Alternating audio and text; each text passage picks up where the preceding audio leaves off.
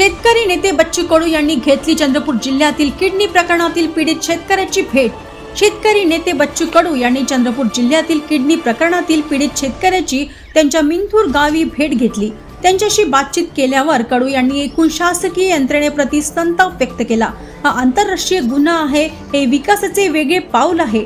अर्थव्यवस्था तिसऱ्या स्थानी जात असताना हे विपरीत चित्र दिसत आहे। मुख्यमंत्री विदर्भातील असताना तपास वेगाने व्हायला हवा होता। या प्रकरणी मानव तस्करीसह आणखी कलम दाखल करणे गरजेचे आहे।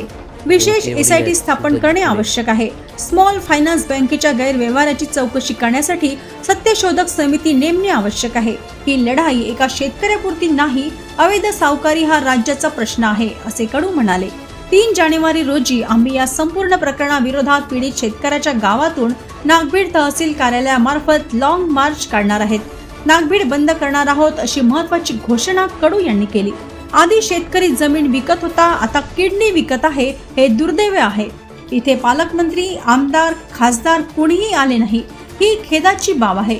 यात काही सावकार भाजपशी संबंधित आहे। भाजप रामाचे नाव घेऊन रावणाचे काम करत आहे। काँग्रेस असो वा भाजप, अशा सावकारी नेत्यांना पक्षाने काढून टाकले पाहिजे।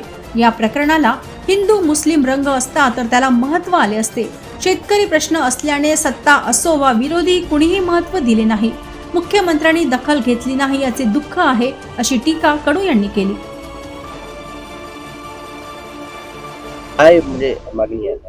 खरं तर हा काही लहान सहान गुन्हा नाही आहे, गंभीर आहे, आंतरराष्ट्रीय स्तरावरचा गुन्हा आहे।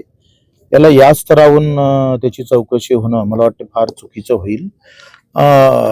पहिली गोष्ट तर पहिले शेतकरी शेती विकून कर्ज फेडत होता, पण युगांतरानं विकास वाढत गेला असं म्हणतो आपण। विकासाचं एक वेगळं पाऊल टाकतो असं म्हणतोय। या देशाची अर्थव्यवस्था तिसऱ्या स्थानी जात असताना इथं जर रोशन सारख्या एका सामान्य कष्टकरी शेतकऱ्याला जर किडनी विकण्याची, त्याला जबरदस्ती करणं, ते विकून पैसे वसूल करणं, म्हणजे 1 लाखाच्या बदल्यात 8 लाखाची किडनी द्यावं लागतं, हा अतिशय मला वाटतं गंभीर प्रकार आहे।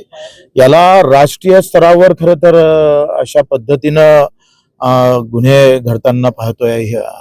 असे गुन्हे सरासरी घडत नाही। आणि इथे या राज्यातला मुख्यमंत्री इथून फक्त 150 किलोमीटरवर असताना सुद्धा, विदर्भातला मुख्यमंत्री असताना त्याच्यावर आतापर्यंत जे काही ज्या पद्धतीनं समोर जायला पाहिजे होतं, अर्थात इथल्या एसपीनं फार चांगलं सहकार्य त्याला केलं, एकंदरीत त्याच्या बोलण्यावरून मला आठवतोय। पण तो अजूनही जे गुन्हे व्हायला पाहिजे, 1994चा थोटा ऍक्ट आहे, तो कलम 18 बेकायदेशीरपणे अवैध काढणे, हे गुन्हा दाखल व्हायला पाहिजे। कलम 18ची आम्ही मागणी करतो आहे। कलम 19 अवैधची तस्करी झालेली आहे आणि हा आंतरराष्ट्रीय स्तरावरचा गुन्हा आहे। याच्यावर जे काही रॅकेट आहे ते रॅकेट पूर्ण कसं येईल। कलम 20 आहे, त्यात दलाल, एजंट, शाहूकार, डॉक्टर हे सगळे, याच्यात 10 वर्षाचा काय मोठा दंड आहे। मानव तस्करी आहे, म्हणजे मानव तस्करीचा 370चा गुन्हा मला वाटत नाही याच्यात दाखल केला म्हणून। 370 हा अपहरण आहे, कारण जबरदस्ती केली आहे, त्याला फोन केलाय, धमक्या आलेल्या आहे आणि याच्या अगोदर त्याला मारहाण झालेली आहे।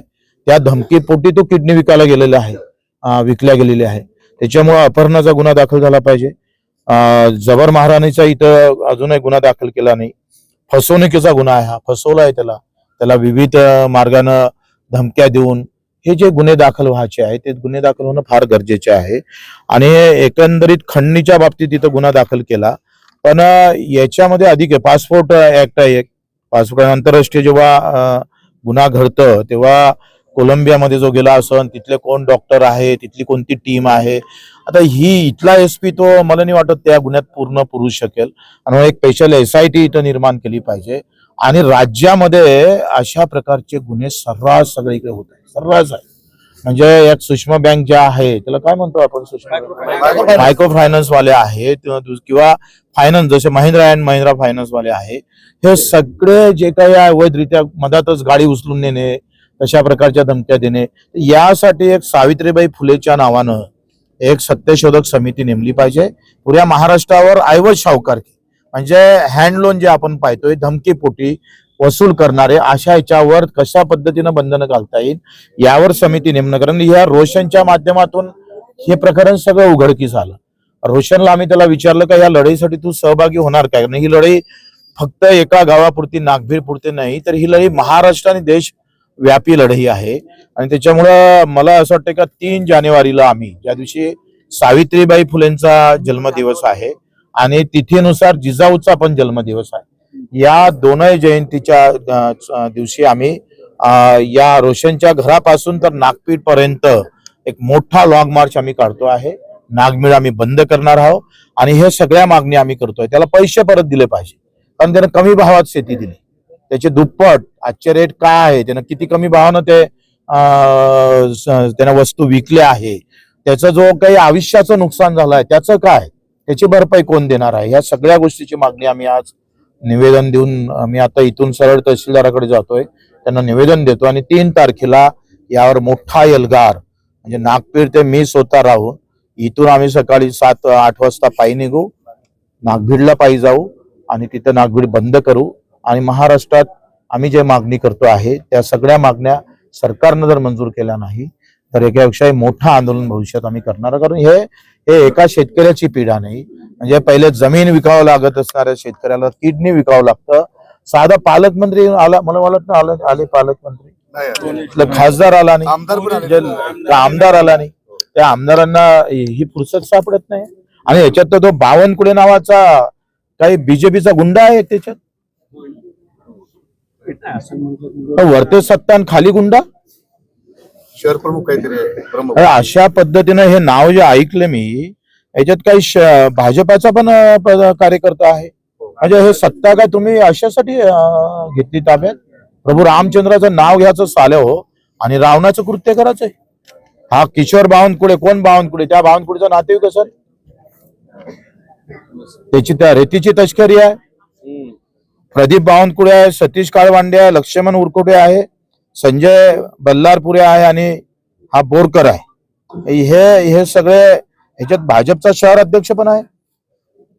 अशा पद्धतीनं जर भाजप सत्तेचा उपयोग करत असाल तर भाजपचे असे गुंडे किती तालुक्यात आहेत ते शोधावं लागेल, शोधलं पाहिजे असे गुंडे.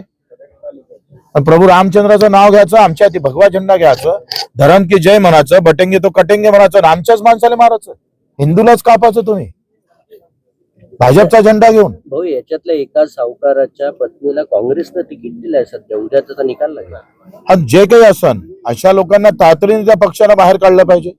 त्यांनी मागणी केली पाहिजे. काँग्रेस काय, भाजपा काय, मला वाटते हाय विजय वडेट्टीवारकडे गेला होता वाटतं कधी तक्रार द्यायला, काय होत नाहीये. म्हणजे विरोधी पक्ष सुद्धा आम्ही पाहतोय, आम्हाला राजकारण करायचं नाही, पण शेतकऱ्याबद्दल जर कोणी अशा पद्धतीने वागत असेल तर आम्ही सोडणार नाही. हाच जर हिंदू मुसलमानाचा असता तर मुसलमानाने किडनी काढली असते, हिंदू काय झोपले राहिले असते. प्रश्न काय आहे का तुम्ही कपाळावर मुसलमान किंवा हिंदू लिहा, मग महत्व वाढतं, पण कपाळावर शेतकऱ्याची जर तुम्ही पट्टी बांधली ना त्याला महत्वच नाही. कुत्र्या मांजरा एवढे महत्व नाही आहे. फक्त धर्म आणि जात लिहा, मग पहा कसा बमाल होते. हे जर धार्मिकतेतून झालं असतं ना, मग सगळा मीडिया, मग सगळा हिंदुस्थान उभा राहिला असतं, सगळे आले असते नालायक. कुठे गेला ते पालकमंत्री? वाटते थोडी लाज त्याला? इथला आमदार असेल, खासदार असेल, काही कर्तृत्व, काही यांचं काही मानवाचं माणुसकी राहिली नाही. आम्ही 3 तारखेला मोठं आंदोलन पूर्ण महाराष्ट्र हादरेल अशा पद्धतीनं, कारण प्रकरण लहान नाही आहे.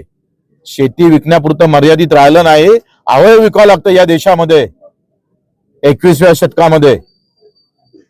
आमची अर्थव्यवस्था 3ऱ्या स्थानी जात असताना लाज वाटायला पाहिजे मुख्यमंत्र्यांना सुद्धा. साधा एक फोन करता नाही आला मुख्यमंत्र्याला, विचारपूस नाही करता आली.